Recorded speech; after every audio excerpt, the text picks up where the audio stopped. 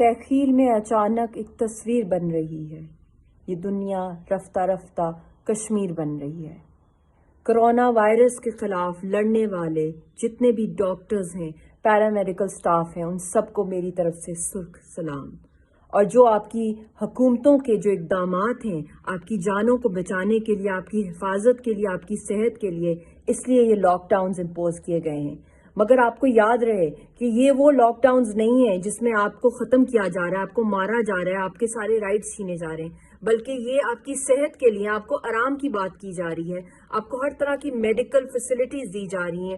کھانے پینے کی سپلائیز میں کوئی شارٹیج نہیں ہے، کوئی کمیونیکیشن بلاکیڈ نہیں ہے آپ کے لیے. یہاں پہ آپ کو اکنامک پیکیجز دیے جا رہے ہیں آپ کے لیے. تو بنا پانی کے مچھلی کی طرح مت تڑپیں. ذرا محسوس کر سکتے ہیں تو محسوس کریں.